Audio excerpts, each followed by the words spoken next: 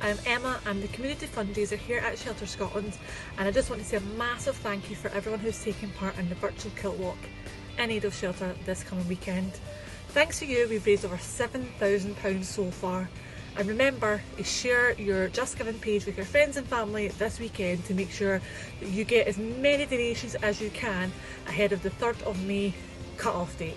So thank you so much. Thank you to everyone who's taken part, and especially our corporate partners who have got involved for this very special event. Thanks to CreditFix, thanks to B&Q, and thanks to Nationwide. Have a wonderful weekend, and we look forward to seeing all your social media posts across the weekend. Thank you.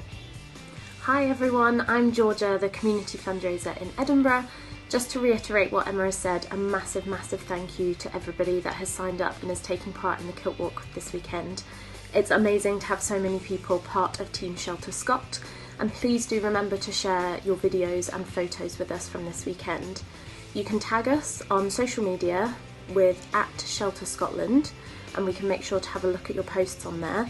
Alternatively, please feel free to email them to either myself and Emma.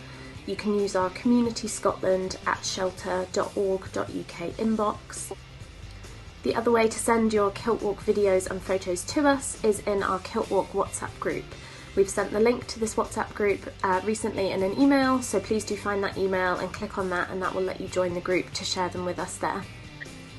Once again, a huge thank you for your support, and we will be back in touch after the event to let you know the final amount raised. Thank you so much. So I'm here with one of our wonderful housing advisors, Andrew from the Edinburgh Hub. Andrew himself has lived experience of homelessness, and he's very kindly offered to speak to you about it. So Andrew, can you give us a very quick overview of how you came to be homeless initially? So I was married.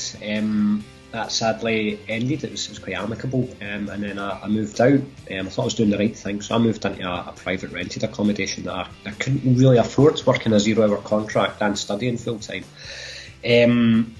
I got evicted from there illegally for having rent arrears, so I got evicted via text message, and presented at the council as being homeless, where I was told I'd made myself homeless. They agreed to house me for 60 days, so put me in a temp in Edinburgh's West End.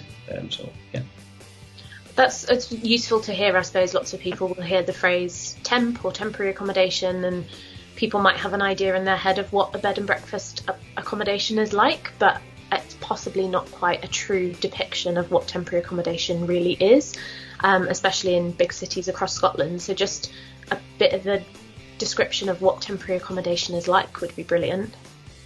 Yeah, so the first temp that I was in was in the West End of Edinburgh, like I said. It had a curfew, so you had to be back in by 10 p.m. You weren't allowed to leave before 8 a.m, which meant working in a pub was sort of a no-goer.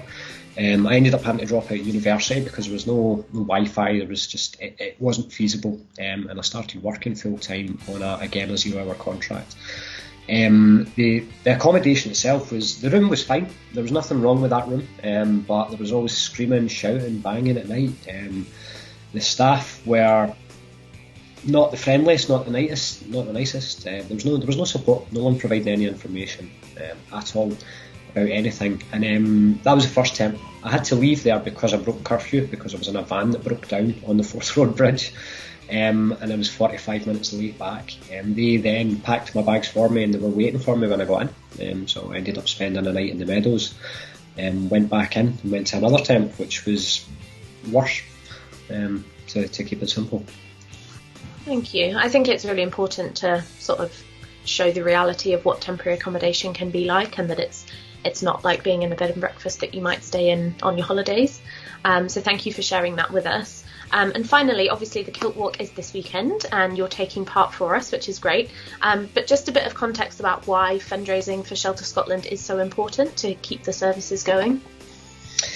The Kiltwalk. So I'm going to walk around the temps that I'd previously stayed in the housing offices. So and the reason I'm doing it for Shelter Scotland is I wasn't aware of what Shelter Scotland did when I was homeless. I never got support from Shelter Scotland through no fault of shelters. The work that Shelter does is crucial, and they're not funded by the government, they're not funded by anyone else. It's purely donations, and kind supporters, you guys. So the reason it's so important is I became an advisor because I wanted to provide the help that I wish I'd had when I was homeless. And we can't do this without support, without fundraisers, without people parting with their hard-earned cash for a cause that's really, really important to us. Absolutely, and I mean, you've hit the nail on the head there, that we are relying on wonderful supporters. So again, a huge thank you to you, Andrew, for sharing your story with us, and an even bigger thank you to everybody that is fundraising for us this weekend at the Kiltwalk, and we hope it goes well. Thanks very much, everyone. Have fun, guys.